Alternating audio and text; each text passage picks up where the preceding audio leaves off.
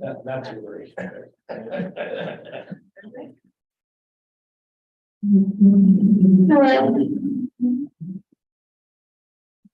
I pledge allegiance to the flag of the United States of America and to the republic for which it stands, one nation, under God, indivisible, with liberty and justice.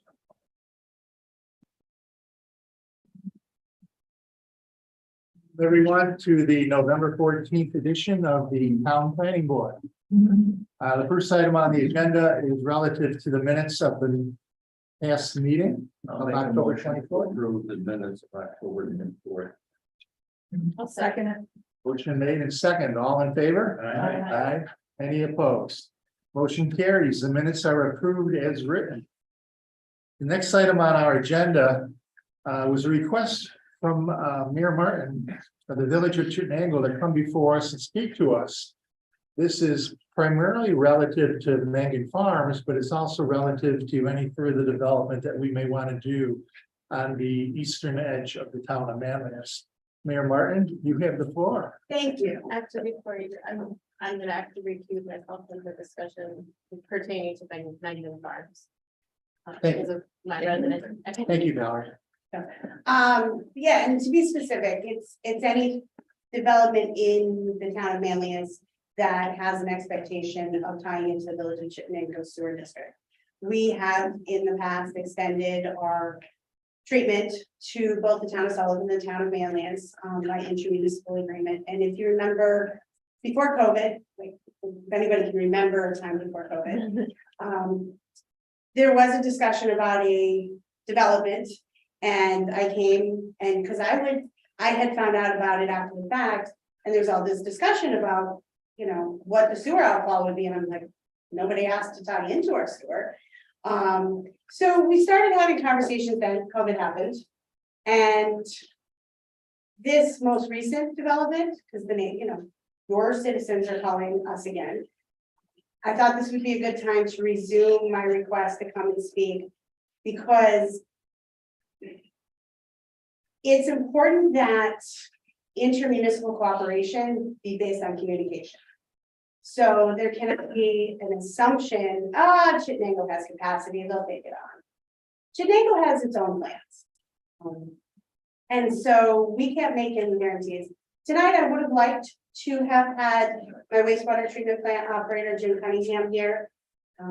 He's not the in-house operator, he's the owner of New Water Technologies. He manages over a dozen wastewater treatment plants in central New York. He's a fellow in the Wastewater Association. And so he was going to speak very eloquently about all the different ways that intermunicipal agreements work out well. And to be honest, our intermunicipal agreement with the town of Manlius is great. You know, we're billing the town of Manlius this month. So this is not necessarily a complaint, but going forward, you can't, I don't feel comfortable with just an assumption that we will take it. I mean, we are currently doing I know the town of Manlius is doing its comprehensive plan. It would be great to be part of those conversations because we do share this weird area on Route 5 that's just ripe for commercial development, if I may say so. And everybody's always interested in it.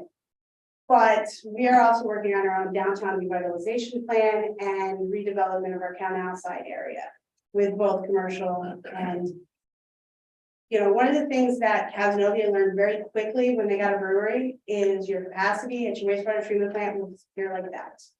And so decisions have to be made. And so that's why we're back on track with reaching out to you nice folks and the town of Manlius, or you are the town of Manlius, town of Sullivan Planning Board, to just open those doorways of communication.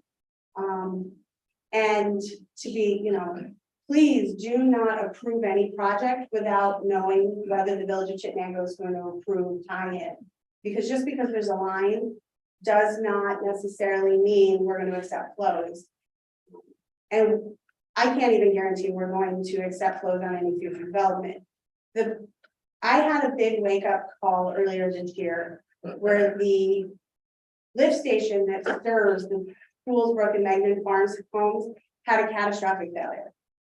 And we did not find out about it until it started backing up into people's basements. And so that was a lot of apologizing. The whole electrical box went down, and that's, to be honest, for that lift station was a very common occurrence. It was never built to be rodent proof. It's just a regular electrical box, and so because of its location, mice like to nest in it, and where you have mice, apparently you have snakes, and the snakes would molt, and then short out the entire box. And this has been going on apparently for a decade.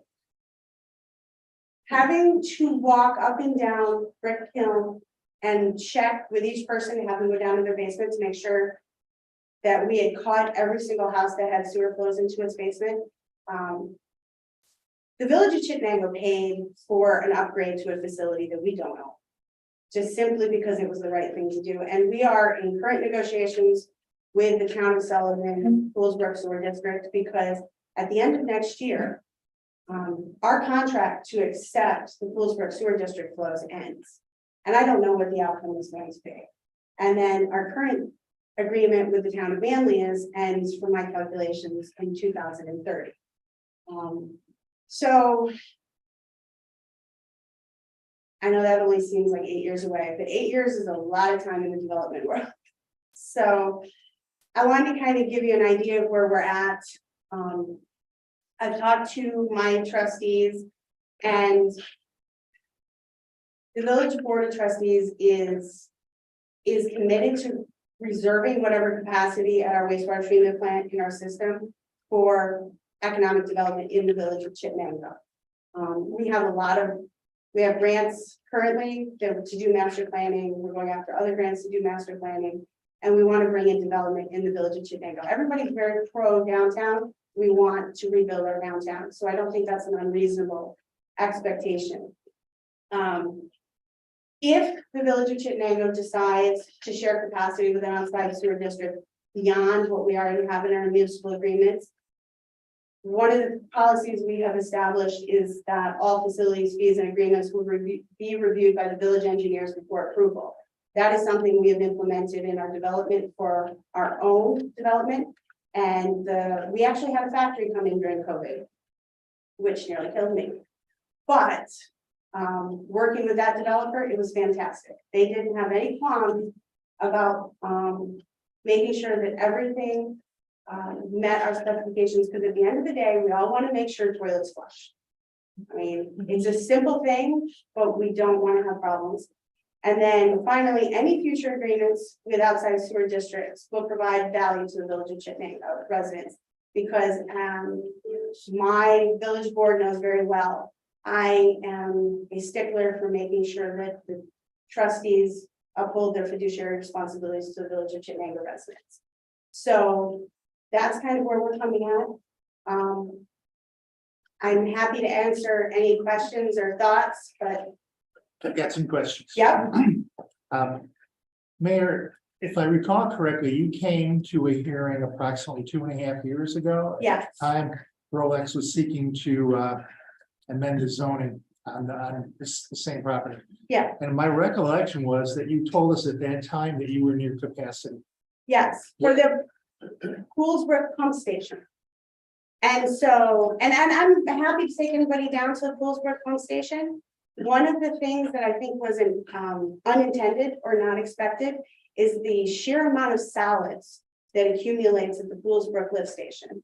I don't know, maybe the residents use really nice soap, and we don't really have an understanding of what it is, but we regularly have the solids pumped out, because as the solids build up into 2, 3, 4 feet in that, it takes away capacity. And so even though there's 2 pumps there, and then the electrical box was definitely a problem. We're currently running on 1 pump right now. So What is your current status? So back then you said you were at or near capacity. What's your current status? Is it? it's unchanged. It is not improved. No, yeah. I mean, at the end of the day, it's not, we have an agreement to maintain it, but not to do any capital upgrades. And so that's the discussion I'll be having with the town of Sullivan. Because if they want us to continue to maintain that, there's going to have to be some capital upgrades. Just to meet the current capacity Okay, the, and redundancy, because redundancy is important because that, you should never have a lift station backing up into people's houses because it has a lack of capacity. And when that went down, It's good.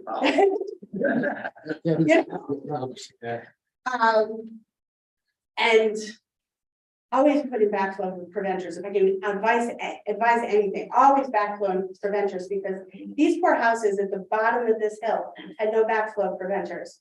And it just filled up. It was awful. So, but redundancy is just as important as capacity, because even though there's two pumps, when the electrical box went down, both pumps went down. When the electrical box went down, the alarm system went down. It didn't matter that there's a generator there.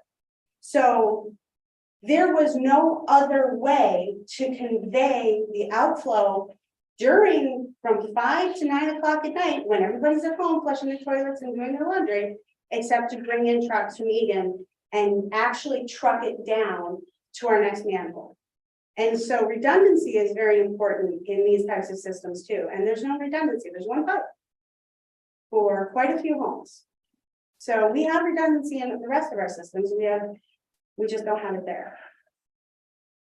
and the homes that flooded, you know approximately how many of them had kicked back during the catastrophic failure? What do you mean kickback? They had, Internal what? flooding, yeah. There was two. The third one didn't have to have an insurance claim, but because see, I think we figure it probably went down around 5, 6, 7 o'clock, and then we caught it around 8, because I can tell you exactly where I was. It was my son's basketball game, and I stood there holding the light because Castor came out because we had to get things flowing. You cannot just truck that much flow for more than a couple of hours. It's just not doable. So Did I understand that your contract for Woolsbrook expires next year? at the end of the calendar year, yes. It's already just to let you know what it says in the contract. I'm looking at it now, and I didn't have a chance to look at it. When it says it shall be automatically renewed.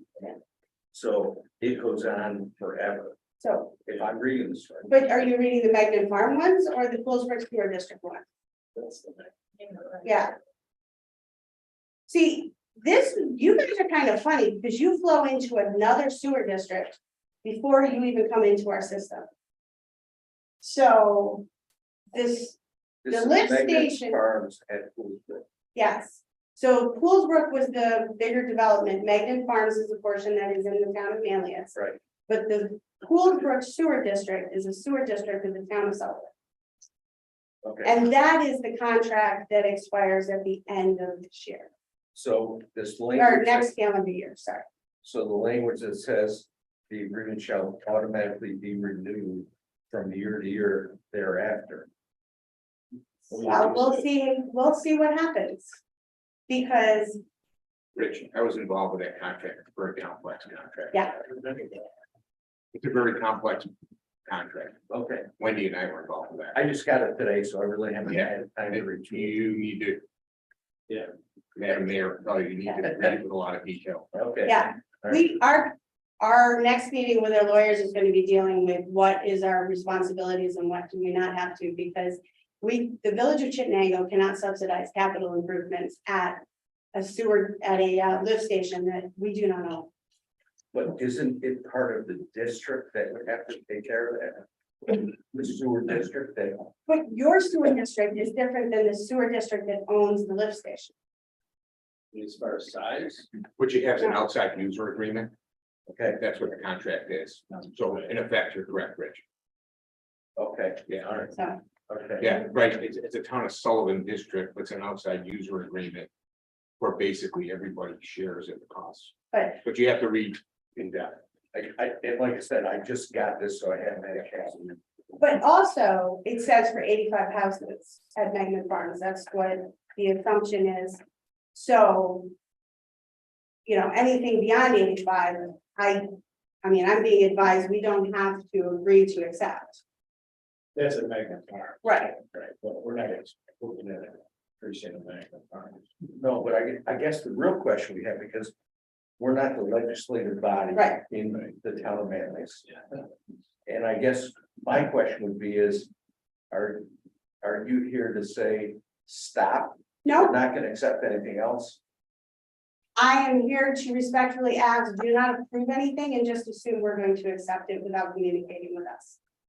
And that was part of the problem when I was here before, is the developer came in, it was going through all this process, and what I had been told is, they just assumed that they were going to add on to the existing intermunicipal agreement without even notifying us. So we could, if we approve something else, we can make it contingent on them sitting with Chittenango, coming up with agreement to do whatever's necessary to improve or Yeah. whatever. We're not bad people, we just want. No, I know you're not bad people. And with my time coming, there's a lot of development potential. But capacity is one part of it, redundancy is another part of it, to make sure that toilets flush. Yeah. And there can't be any assumptions that it's just gonna magically happen, because it doesn't. Please don't. No, I- Listen, say that you're a bad person. What happens to the 85 homes in magnet farms? Are they still okay? well, we have an intermunicipal agreement until 2030 from, because it's 20 years from the date of first flow. So, But my question is, for someone who lives in magnet farms, 8 years is not a very long time. They're gonna wonder what happens at the end of 8 years. Are we gonna have to come up with some capital? I don't know. I'm trying to deal with one contract negotiation first, and then we'll see where it goes, because as you know, the cost of everything is going up. And so is the cost, I mean, we're currently upgrading our clarifier projects, and what started out as a $750,000 project is now at $2 million. So. But at the end of the day, the Board of Trustees has a fiduciary responsibility to the village of Chittenango taxpayers. So everything has to be based on the value to them. So I don't mean to be scary. Well, no, because there still would be revenue. Right, If there's a development. Yeah. So Yeah. that's not a negative thing at all. And without reading through this contract and understanding it fully, I can't touch, Yeah. I think they're still obligated to accept the flow, but the prices may Right. change. Without, and actually, there's price change built into the Magnet Farms intermunicipal agreement. There's also a lease agreement that you probably have on staff. With the agreement with the town of Sullivan, Poolsbrook Sewer District, there is no escalation, there's no tiers. It has been the same price for 20 years. And, right, we put $60,000 into that lift station last year, and we only take 74,000 in revenue. And so that leaves no money to pay for operations and actual treatment or capital costs for wastewater treatment plants for going into the future. So that is my priority right now, is dealing with the town of Sullivan. But and I've had conversations with them, and once again, respectfully, just communication is good. I truly believe communication solves all problems. So before any new project comes in, they gotta go to you first. They should. I mean, finally here, you know, I didn't put projects through and go, oh, it'll get permitted. I went and talked to every approving agency. Yeah, it's contingent, and they get. yeah. Yeah. So, and I mean, that's part of seeker. I mean, we would expect to be an involved agency in any coordinated review. So, because there would be another additional intermunicipal agreement. Well, we thank you very much for coming and making us aware of the situation. We will keep that in mind as part of our trying to resolve whether make a recommendation relative to design change or not. Even before we get to site plan, if we ever get there. But right now, we're just focusing on a recommendation to the town board. And, you know, in this development, any development, but, you know, I mean, there may be a lot of other projects coming up. Yes, I'm a down. I really am trying not to make this about one project and just making sure that there is a open door communication policy. Have you had any contact from this developer, Rolex, regarding this? Tom Wood did call and left a message asking me who our village engineer was, but I haven't gotten back to him yet. So that is the extent of the communication. Okay, So. okay, Thank you. thank you, thank you very much. Thank you for your time. Thank you.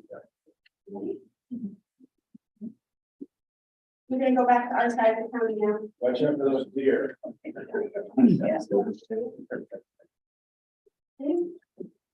Thank you. Thank you. The next item on our agenda is an application by Graziano Zazzara relative to a zone change recommendation to the town board for the property located at the Eastern Hills Bible Church. They're seeking to change the zoning from RA to RM. This is property located at 4600 Enders Road, Manlius. It's all under one tax map number 117.2-1-4. Is there somebody here on behalf of the applicant? Yes, Grazi Zazzara. Can you hear me okay? Great. So yeah, again, my name is Grazi Zazzara, I'm president of Icon Companies here in Syracuse. We have a purchase offer in place to acquire 4600 Enders Road. Over the last couple of months, we've been evaluating how to best bring the property from its current underutilized state to something, more useful and a positive enhancement to the community. We think that mixed use is our best path forward, a combination of apartments and a light commercial use. We've had some nice talks with the town board, enough so that we're formally requesting a zoning change to RM. That's why I'm here tonight, and any questions I'm able to answer, I'm happy to try to do so for you. Okay. First question, what is the property, the use of the property right now? Is it being occupied or used? It's being used, but very lightly. There's a couple offices in there, and I believe a church group. When I say a couple offices, a couple individuals that work out of an office or two that are still affiliated with the church. And it looks like a church group might meet there once or twice a week for a small gathering, but it's not like a full flourishing building as it used to be. What is? Grazi, what is the final use that you're looking for? When we looked at this earlier, we've got some concerns about lot coverage, about setbacks, about, there's a whole list of things. But what's your final use? You're gonna keep the structure, you're gonna take the structure down, you're gonna modify the parking lot, where are you going with this? There'll be no changes to the exterior, we're not going to add to it or knock it down. All the improvements would be from the existing walls within. There might be some, a couple windows added, something minor, but in our experience with the square footage that's there, we probably could fit between 15 and 18 apartments and a couple thousand square feet of commercial. But if the zoning change happened, we'd obviously spend the time and resources to develop formal plans and come in for site approval, use approval, everything that you typically do to get a project approved in front of you. One of the problems that I had in looking at this is that going to RM is to keep the residential character as you add some commercial uses. This is not a residential character structure. And so it presents somewhat of a problem. That's true.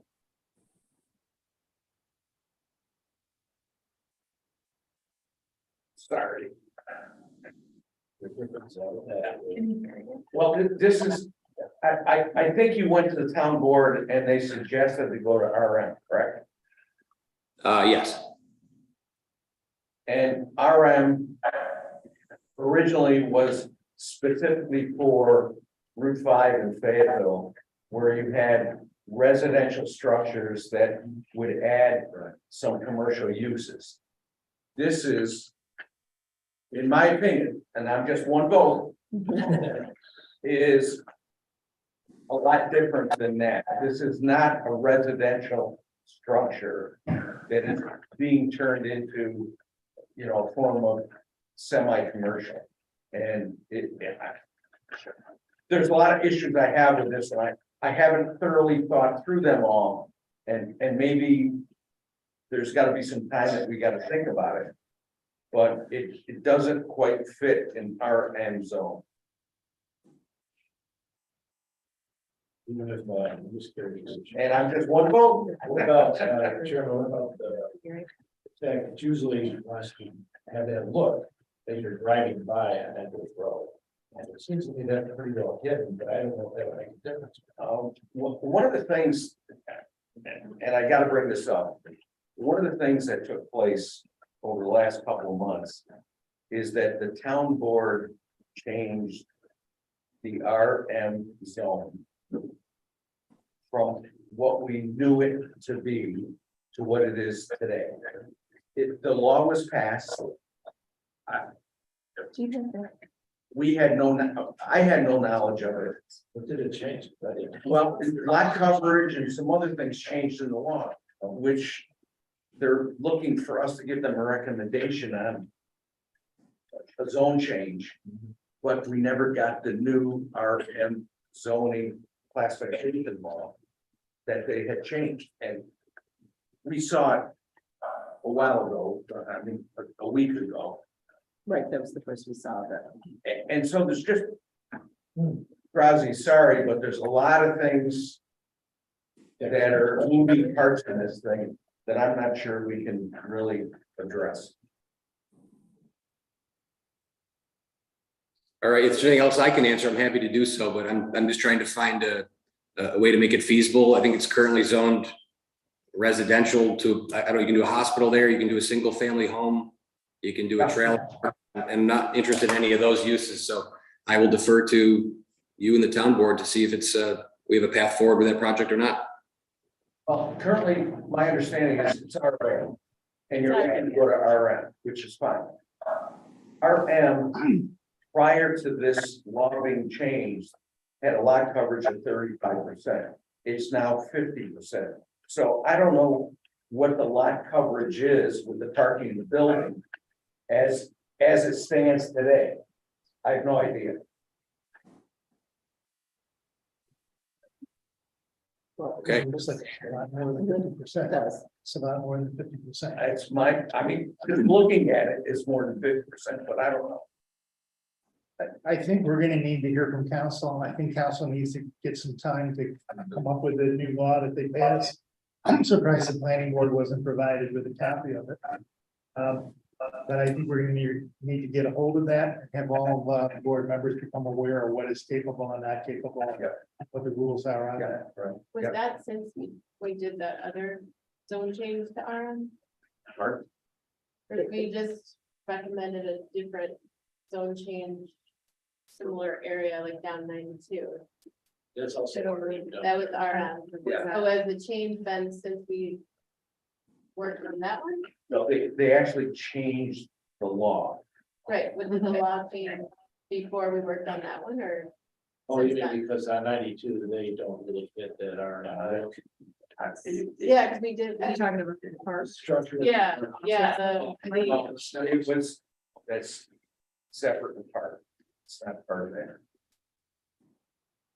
You're talking about the. I thought that office was, use. I thought that was RM. Twin Pines, Twin Oaks or Twin Pines or yeah, near Seven Pines. What about- near Suburban Park there. I thought we made a recommendation for RM. Right. Did, based on what we thought the law was at the time, the law is not the same now. Okay, so we need to see the law. I think we Yeah. need to do that. We need, we as a board need to see it, review it. Yeah, Need more clarification. Yeah, sure. there is RM across the street. Correct. Oh, that's. Oh, yeah. Care. Oh, yeah. The The daycare. daycare and then the other, there's 2 parcels across the street that are zoned RM. Rassi, what we're gonna do is we're gonna be putting this on the calendar for the next available date, which I believe is November 28th. And the purpose of that is for us to be getting the new statute in to see what the town did with the modification of the RM zone. We need to determine whether your property qualifies for that. We need to determine what the total use will be. So our council is going to be keeping us informed, and we may be in a position to make a recommendation as of 28th to the board as to whether we recommend that approval or non-approval. Sounds good. I just one more question. Thank you. I have one more question, Rosie. If you're keeping, I wasn't sure too, if you were tearing it down or keeping the existing structure. What originally drew you to this particular structure for the use that you want to do? You know what? I drive by it a lot. My kids play sports nearby. My in-laws live up in Academy Hill. My wife grew up in the area, so I've been driving around. I live in Fayetteville, but I've driven the property so many times in the past. We go to Stingers, we go to the ice cream place right up the corner. And to me, you know, my background's taking underutilized properties that are, you know, former office buildings and turning them into apartments. So I thought it'd be a great location to do that for people who are in the community that want to downsize, but don't want to leave the community. So it's a big building with an even bigger piece of land there, and it's a great location. So that's why I'm drawn to it anyways. No, thank you. I appreciate that. And Grazi, please don't take my questions as being opposed to that. I just want to understand it and make the right decision. Sounds good. Okay, Thank you, guys. Good night. thank you. Thank you. Thank you.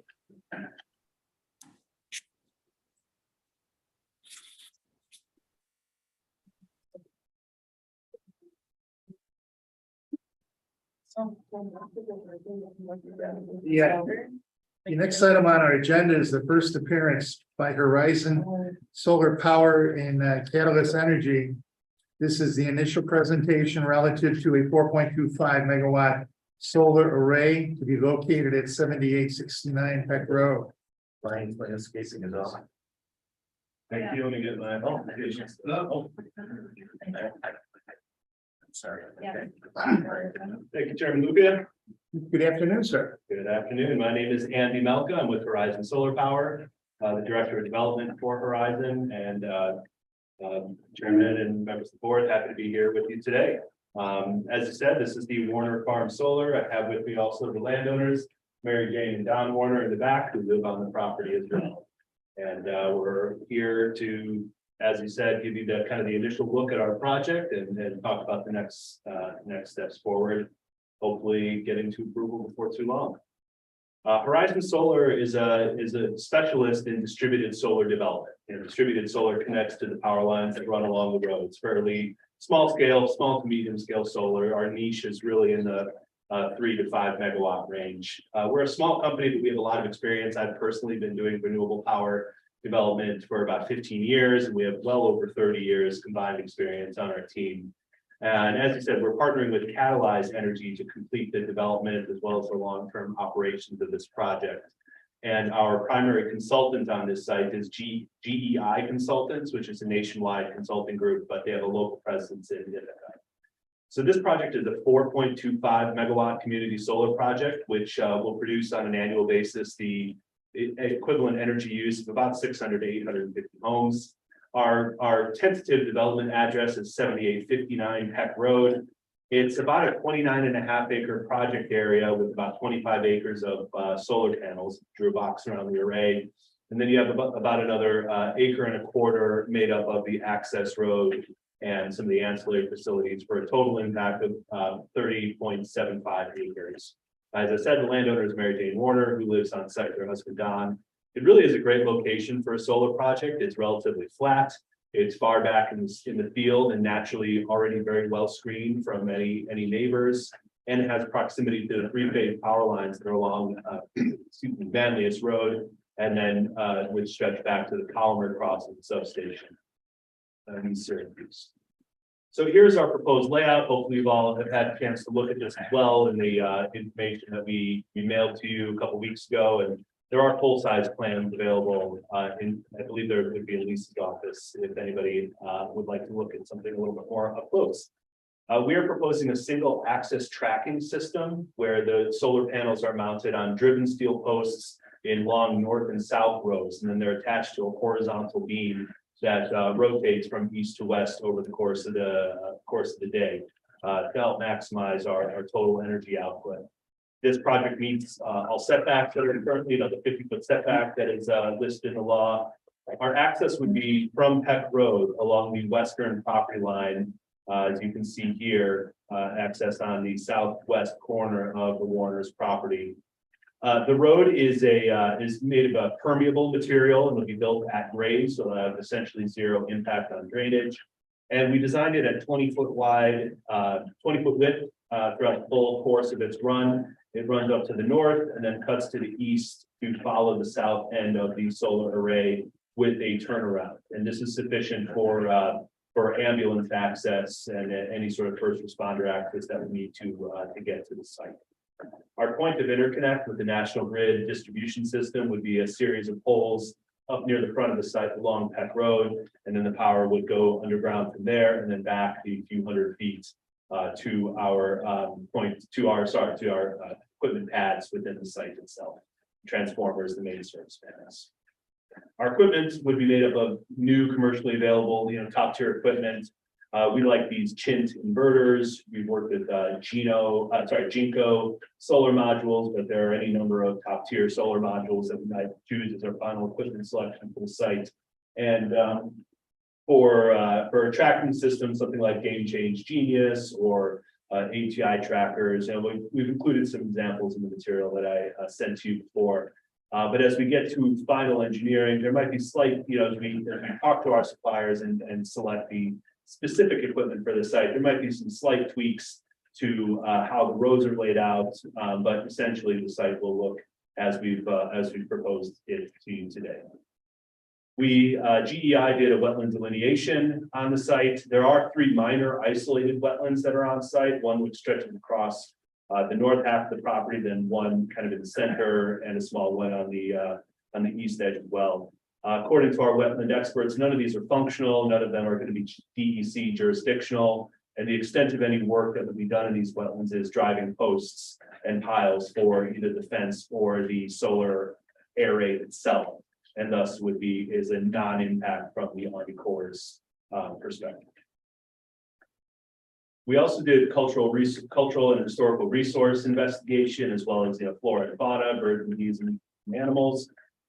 We consulted with the New York Division for Historical Preservation, and in October, they issued a no effect letter, which was very simple and straightforward. Your project is not expected to have any impact on any listed or potentially listed places or cultural or archaeological resource. So no more work is warranted on the cultural or historical front. This site is fairly clean when it comes to potential habitat for any sensitive species. We have initiated a U.S. Fish and Wildlife consultation to confirm their view that there is nothing, sensitive or important about this site in particular. Again, GEI has very good local wildlife knowledge on their staff, and we fully expect that there will be no issues from a sensitive species standpoint here. Even though, as I mentioned, the site is already very, very well screened, it has trees on 3 sides essentially, and as you come at it from the south, it's pretty hard to see from the road or from the houses that are there, let alone the road.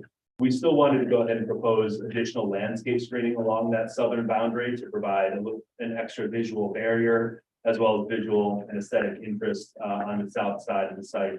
So we're proposing 3 tree species to be planted, 3 evergreens, eastern red cedar, skyrocket juniper, and white spruce in an alternating fashion along essentially the entire southern extent of the solar array.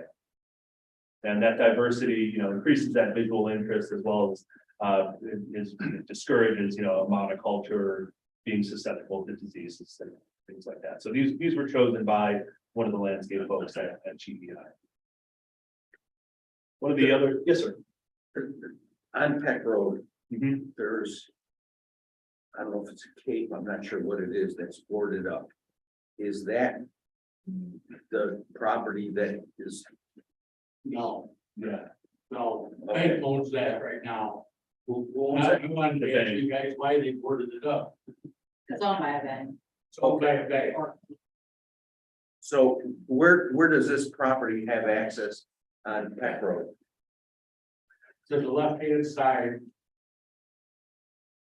all along the western boundary. On the western boundary, there's a 60-foot right of way on the left hand side of there. Yeah, so this is, that farm field includes all the parcel includes this entire strip down here. As well as some other, land here and this too, as well, guys, right? So That's where The two accesses to tack on. that's where the house is that goes to the lake. Yeah, And then, and you guys live our here. house is out to the left. Yeah, so there's a newer house that's in the back. Yes, that's theirs. That's yours. that's, I own both properties. Okay, You Except plan for on this- staying, you plan on keeping that as a resident? Pardon? You plan Yes. on keeping that as residence, it's not coming down because of this? No. Okay, We're behind it. yeah, I just wonder. I'm just, There's actually never two homes, and I own both. okay, There's I'm two- just trying to get an understanding of what, where this is. The boarded up house belongs to a bank. Okay, thank you. Yeah, it's nothing to do with it. And so the access road would go right along your property line of your home, your residential property line? Yeah. Yeah, it's actually, it's, Yeah, we know that, 60-foot right of way. For the field in the back. and they actually live on a different parcel. So the parcel we're on is here, they live on this parcel here. Mhm. And then there's 60 feet between this line and this line here, that's 60 feet, so we're gonna be on the western boundary of that piece that stretches Okay, down. so that's the newer house that's in the back. That's Yeah. their newer house. Okay, Yeah. all right. Like On a the separate- gray- It's over 30 years old. Well, it looks nice. Nice house. Thank you. Actually, while you're stopped, Yeah. question about the screening, Mhm. it's kind of a detailed question, but in your proposal, it said that you'd be providing 6-foot trees. In which proposal, the written part or? Yeah, the one that has the orange font in the cover sheet.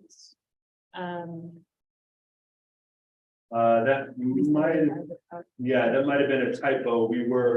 What we'd like to propose is 4 to 5 foot high trees. Yeah, At okay, planted. it said 6 in there, and then I saw on the map that it said Got it. 4 to 5, so I Yeah. was hoping for the 6. Okay. Yeah, if this were more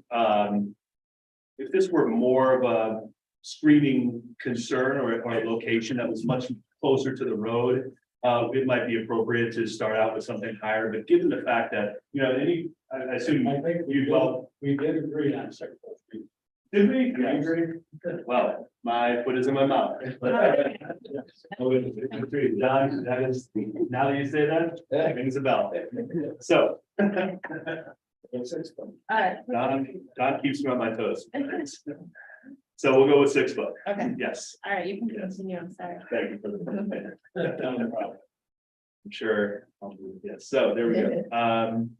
I think I was here for the glare study and we used the premier, the one and only premier glare analysis tool, which is called Forge Solar. Which you put your area and give it design characteristics, and you can assign observation points wherever you want around the array. We chose the 6 that you see here marked in red on the screen. And this model does not include any landscaping or tree or cover of any kind. I'm not even sure if it includes topography. I think it does, but the result is very simple. No glare is expected.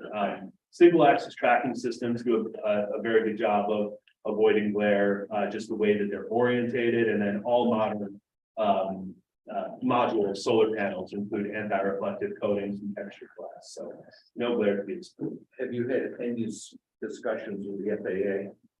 No, we haven't. There's really not much in this area that we. I was out there and there were 2 planes that were coming in for landing when I was out looking at the To property. Syracuse, Yeah, yeah, yeah, and they're pretty low. I mean, maybe it's not an issue, but yeah, it shouldn't, it really, I mean, we're, even though they're coming in, we're far enough away from the runway that, my understanding is that there wouldn't be any concern from it. that is one of our requirements. They should Yes. get a letter from FAA. Is that, I thought it was, okay, that was actually one of my questions for you, like what proximity did you want to have to determine whether or not you want to see FAA one, sign. little one where it actually is a small. Airport. Airport. Yeah. Right. There's Right no- nearby there. That had no impact, the FAA, people didn't write on that. Yeah, I have put, I've been near some airports, it's almost, you gotta be like right up there, you gotta be right in specific areas, you gotta use shiny panels, you know, and. Yep. No, I'm just saying, it's one of the requirements that we'll ask you for, that's all. You got it. So that is something you will want to see before we'll get our, or contingency before building permit, Yep. something like that. Yep. Understood. Great. You indicate yours is a 10-foot perimeter fence, does it go around what portion of the perimeter? Yeah, the entirety of this, of the solar array. So there would be, the road would not be fenced, it would start back at, let me get back to my, and I'm trying to remember where the need for a 10-foot fence came from. I don't think that was a town code. It's not a town code. Yeah, no, I'm trying, I'll have to talk with our engineers. I remember some discussion of why that was there. I would prefer more like a 6-foot or 7-foot fence. We've also in the past used, as opposed to chain link, used agricultural or deer fencing, you know, where you have a little bit of a wider mesh. It's a little more visually appealing. Again, because we're kind of back in the field. I don't feel very strongly about that from a visual standpoint. But the fence is would fence the array up to the north, and then there'd be a gate here where we turn into the center.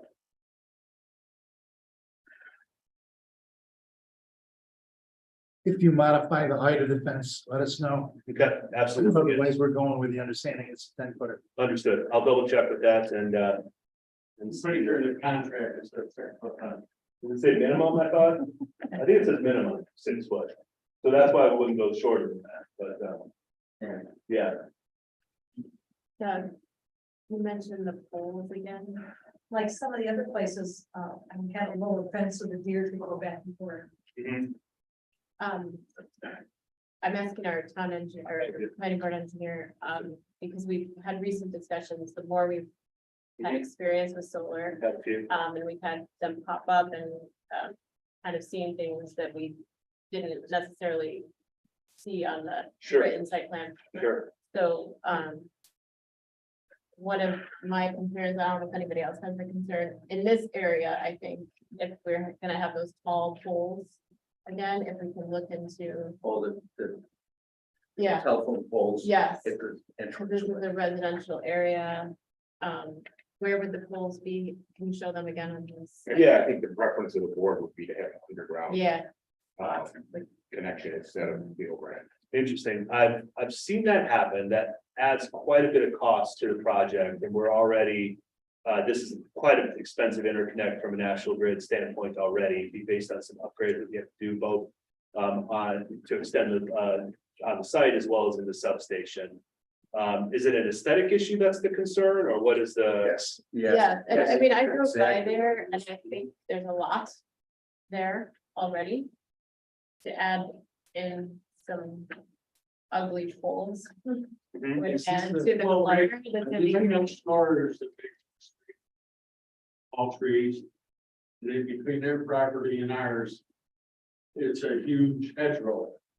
That's where the poles would be going anyway, so It's gonna be right along. they're gonna be 3/4 in. Yeah, that's my question was how visible are they from the road? They're not gonna be. Well, if you go down Green Lakes Road Yeah. and look at that project with, I think they have 4 or 5 poles there. It's ugly. And that's where it's quite open. It is open. Yeah, I'd like to see It's where on- they're, and I, Like I said, this is open and all. Yeah, there, as Don said, there's a nursery next door that has trees, there's a hedgerow. Two streams up. I mean, you can kind of see the hedgerow right here, you know, as it stands. Let me bring up, so they'd be going along the. I think the access preference is the road. under. Yeah, yeah. preference would be under, I mean, again, because the residents that are around here. It's something that isn't thought about, like the panel they're so focused on, Right, and then those poles pop up. And they're way higher than the panel. yeah. Well, I would certainly look into it. I can't commit to that now because as I said, that tends to be quite a cost Yeah, we could delta. look into it and see, and then Yeah, I guess if we get that far to see, get a better idea of where they would be. and- specifically, Yeah, so we could go out there and kind of see what it would look like. I've got a general question. It may not be for this applicant, it may be for Doug. I don't know where it goes, but I was told a year ago, year and a half ago, that we're maxing out the solar projects that we can have in the town because the grid can't handle more. But we keep getting more applications and more projects. What's the reality of that? This is on the This is calendar a grid. different- We've had very, I think we've only had one that's gonna hit calendar grid. But I was told this is the town.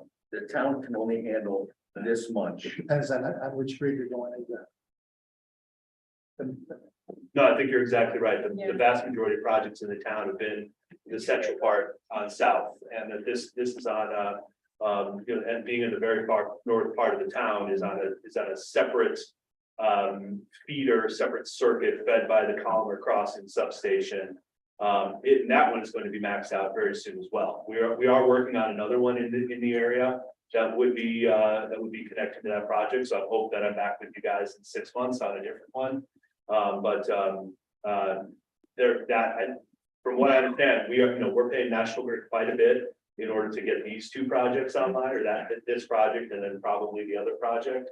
And then that's gonna be a pretty hard cap on the district wires. And I guess what I've asked the board then is when do we get to the town of Manlius doing our fair share and saying enough? Yeah, because I think I'll leave that there. the others do it. There's a lot to do. But do we want, I guess what I'm asking, Ed, long term, do we want to have nothing but solar projects all over our town? I think we have more than any other. Well, I'm saying, County. I'm coming from the standpoint, we have done our fair share. Yes. We have done and accepted and approved, and we've got a lot of projects in the works or approved or whatever. When is enough is enough? And I think the sad thing is because the farming industry has decreased so much that these are why they're using this land now, and And it's farmland. yeah. So Well, I'm not giving an opinion, I'm just I will say, throwing Rich, out there Rich, things. I kind of wondered the same thing when I saw the agenda and the address, like, looking at the address. And it's on Kirkville, and I thought, Right. oh, another one in Kirkville. But then I drove all the way up there. Yeah, it's way up. And it's way up there, I know. Yeah.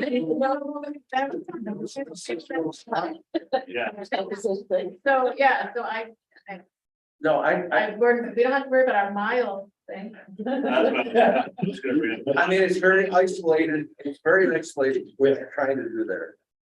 But I guess a general comment is, how much is enough? I can't. It's not for you I to think that's answer. a compliment. Good work. That's good. Andy, Happy to give my opinion in a different context. Yes, That's sir. okay, that's okay. you normally do a 5 megawatt development. Correct. This is scaled back to 4.2, 4.25. Why the reduction? You know, that's a great reason. This is a perfect time to ask this question. It's because the power lines that are going to supply that site will be overloaded any greater than 5, or any greater than 4.25.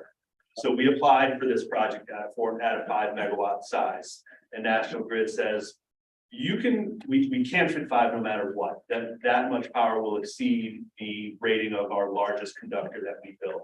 You can upgrade the conductors to that. We won't upgrade the whole thing, but you can do some conductor upgrades to reduce your project size at 4.25, and you can fit on. But anything more than that isn't going to work. See, Rich, that's one of the answers I think that's coming to your question. It's not going to be us in the farmland. It's going to be the ability of our grid to handle solar during the day. When it comes on, when they don't have a way to handle it. Yeah, well, we can always, there's curtailment is this thing, and there's, it's not a grid reliability issue, but for the size that National Grid keeps us to, it's not a grid reliability issue. But there is an engineering technical cap to these projects, and this project hit it. Yeah, that's why I asked. Yeah, thank you very much. That was very insightful. Yeah. Arnie, I'm not gonna say disagree, Go ahead. but I'm gonna say that is one of the understandings that we need to have when we make approvals. The other one is, how many of these do we want in the town of Manlius? Number 9. That's, I mean, there's two issues here that I'm struggling with. One is, how much can the grid take? But the other is, how much can I take? Okay.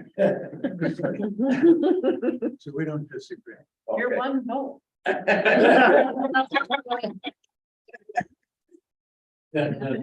think two items the board should be aware of. As proposed, this appears to be an accessory use to the existing building, and our code does not allow that. So you would probably have to have a subdivision. And then when we look at the subdivision, you'd be creating 2 flag lots. Currently, the existing lot is non-conforming. No frontage. At 165 feet, we need 200 feet. Right. So if you were to go, Jamie, help me out here, but if you were to move forward with the project and subdivide, then you would also, if that's where you wanted to go, you would have to get a variance on the road frontage. And that's a good point. You'd be creating two Needs to flags. proceed in that direction. That's a real good point. 'Cause I didn't like the flag. It's just something to take into account. Yep. Thank you, Doug. I do think. Unless The ZBA would be looking for guidance. all that power is gonna be Recommendations from used. the board. Right, no, we, It's yeah, gonna be a community grid. yes, yes, I think we could do that. Yeah. I think it's all doable, I would say. yeah. Community grid, right? It's a community project. We already did it. That road is not. I mean, it's an existing flag lot now, so. Right, It is a flag existing, lot but now. it is, but it It would is. be a new lot, so you're creating a lot that Non-conforming. is non-conforming. Right. You'd be creating 2 non-conforming, right? What's the other non-conforming one? Well, if you, right, but I would assume that if you look at the map, Mhm. you know, the left-hand side has 145 feet. Mhm. And then where the house is, the driveway that comes down with 20 feet, with a shared driveway coming off there. Mhm. Yeah, you're right. You're right. But there appear to be, well, at least 3 or 4 structures on the site Mhm. already. Just thinking out loud, could you do a split and combine? Maybe put it up, Yeah, right, so you can talk about it. yeah. We had them up there. Yeah, The this survey, right? Yeah, this is, I might, yeah, I'm also bringing up the survey itself. Yeah, if you have the survey or the tax man. Yeah, I've got a paper copy of the survey, but I have the survey here. I just need to remember how to stop sharing and pull up the survey.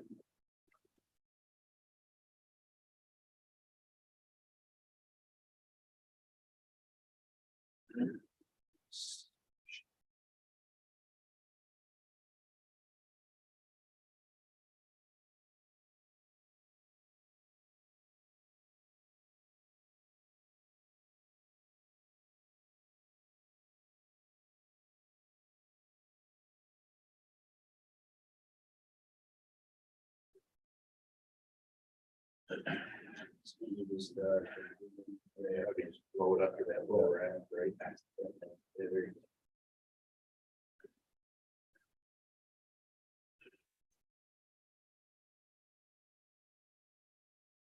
So, so you're saying that this would be the primary use, this is the primary use on that structure, on that parcel. Along with barns, right? Yeah, there's a garage, most of Because if the, you go oh, here- here, yeah, yeah, yeah, Because that's on the same lot, right? There's Yeah. 3 barns. those barns. This is the funny configuration. And it's a flag lot now. Yeah. Well, that one lot is. This part applies 145. You know, you need 200 feet. So you got 145 and 20. Is this, when you guys did this, well, you did do a subdivision, you supply it, right? It was this was kind of how it was laid out, yeah, 30 years. 30 years ago. Yeah. I mean, I would assume, like, what Yeah, you asked, yeah. that you want that on the side, right? Mhm.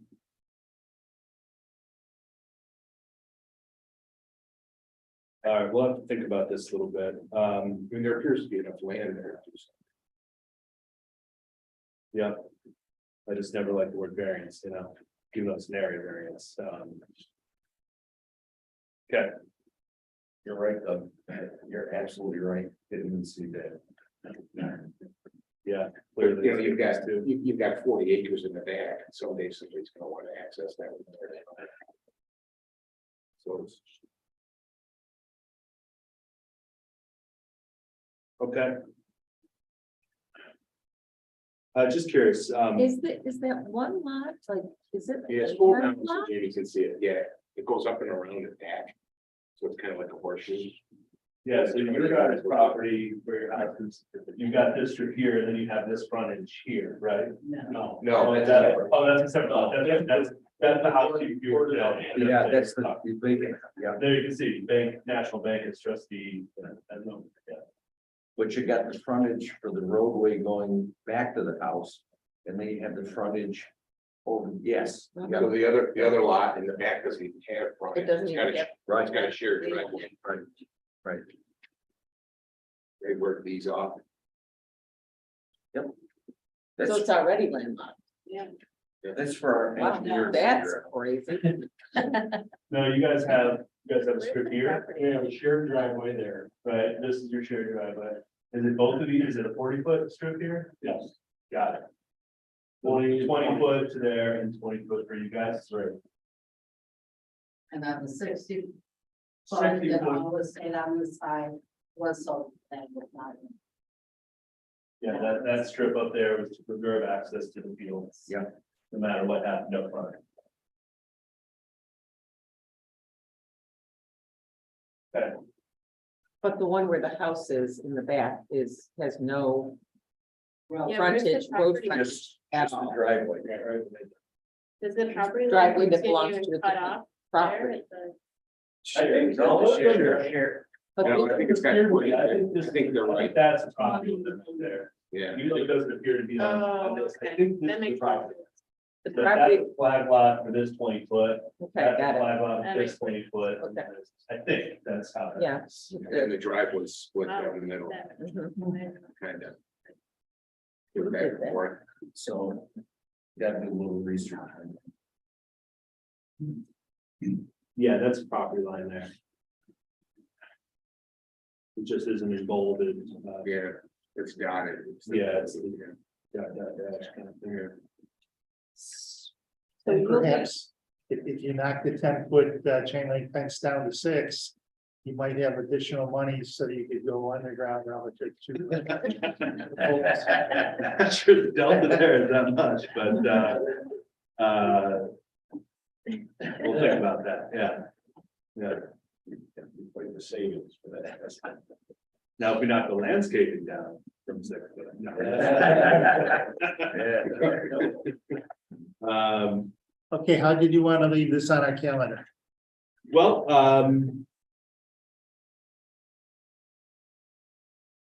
before we got into discussions about primary versus accessory use, I was gonna request, as quickly as you're ready to, I assume you'll designate yourself as lead agency under seeker, and proceed with any further comments that there are, and then we would, make some changes and come back in a couple weeks. When's the next meeting? Is it the 28th, did I hear? 28. 28th, yeah.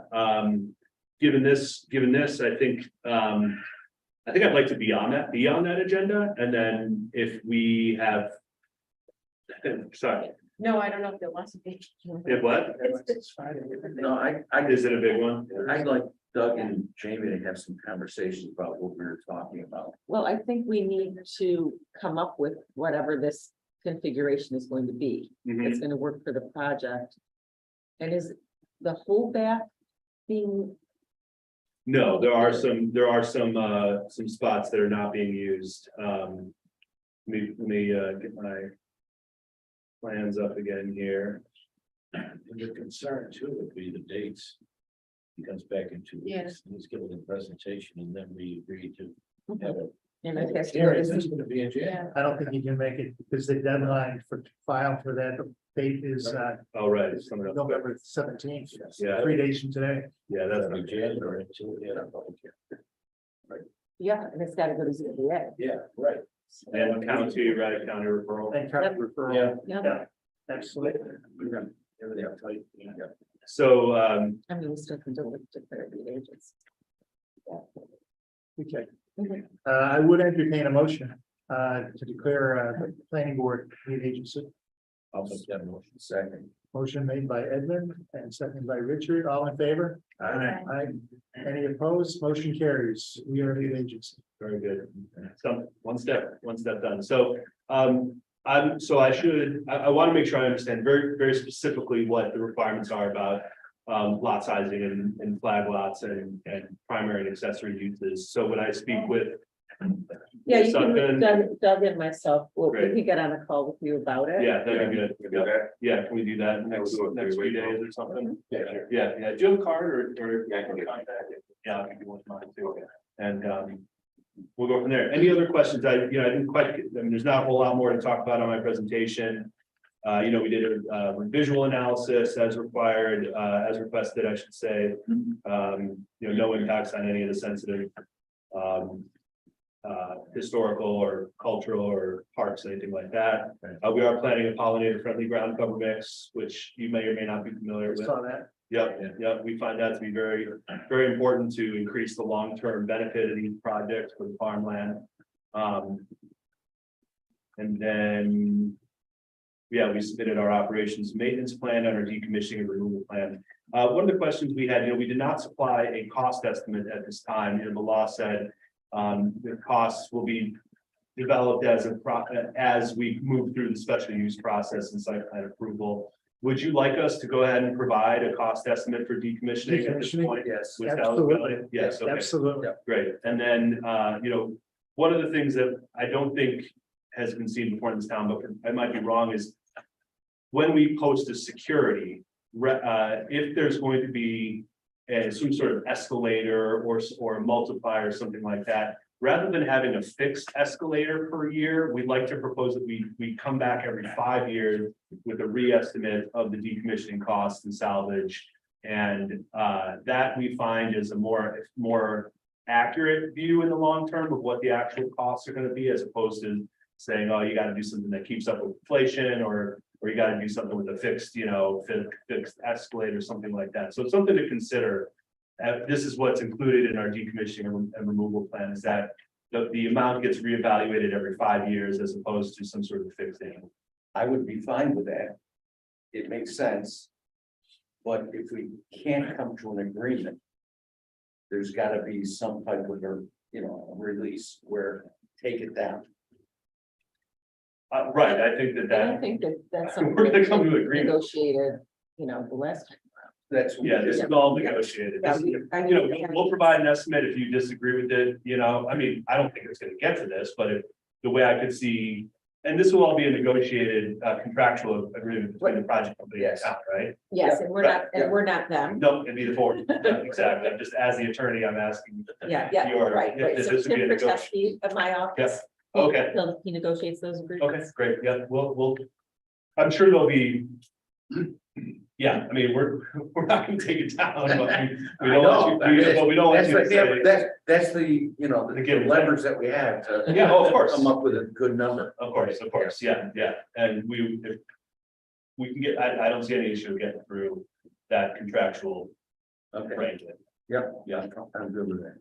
Okay, so I think instead of leaving it on the calendar, I think at this Yeah. time we would remove it from the calendar, depending on how quickly you can file additional paperwork. Yeah, I would absolutely, we will be striving to get additional, revisions of plan in place, we'll talk by the end of this week and we'll have a plan for it, and then I can update Lisa with sort of what our proposal is and what our anticipated timeframe is, and then we'll get more information. Okay. As we can. Well, thank you very much for coming in. Thank you all as well. Thank you. Appreciate it. Thank you very much. Have a good night. Yeah, take care. Let me get to my car here. I know Lisa's that one.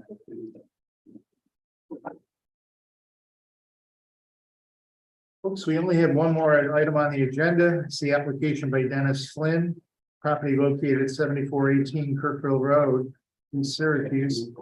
This is a renewal of a special use permit for dog boarding. A tax map number 551-10.2. And my recollection is we did this 2 years ago, at which time we had a public hearing and there were some concerns expressed, and we wanted to limit the length of the special use permit to 2 years, just in case there were complaints filed. This, and no water to the facility. To the building that they were putting up. In fact, I went out by mistake. It's the same place. It is the same thing. Yep. So this is simply an application for renewal. We have a letter from codes indicating that there have been no complaints and no violations from any of the neighboring properties. There's been no changes since the initial special use permit was granted. And it's their recommendation that a 7-year permit be granted. Thank you for explaining that. Yeah, I remember. People were nervous. Yeah, yes. Actually, We had talked about having a public hearing for this. But I don't believe, since there hasn't been. that would make sense. So I will make a motion to approve the extension of that. I'll second. We have a motion to extend, and I need a second on it. Would anyone want to discuss that any further before we take the final vote? You explained it first. Okay. That being the case, motion made and second, all in favor? Aye. Motion's approved. 7 years. Thank you. I go by every day. Do you? And I've never seen any issues there at all, so I think what Richard said is perfectly I fine. didn't hear any barking or anything. Good tabs on everybody. You don't know how themselves, they bark or nothing. There's the water in. We bring water out there. Yeah, we have a big jug of water. We have water. Water. The bugs are. I'll make a motion to adjourn. You know what, I'm curious on this, the solar system stuff. Yeah. Because there was one that was supposed to be, there was one proposed behind my house. I heard so low, but nothing ever happened on it. I don't know if that was, We approved, I think it's the one we approved, but they haven't come in for building. I thought there ended up being a moratorium on it. No, sir. And that was. No, sir. It's been approved twice already. That one? Yep. Well, that was one time. Nothing's been, nothing's going. Okay. We are gonna make a motion. Somebody wants to make a motion to reopen the Horizon Solar Power meeting. I'll make a motion. Valerie, Okay, I'll second. second by Richard, all in favor? Aye. Council would like to.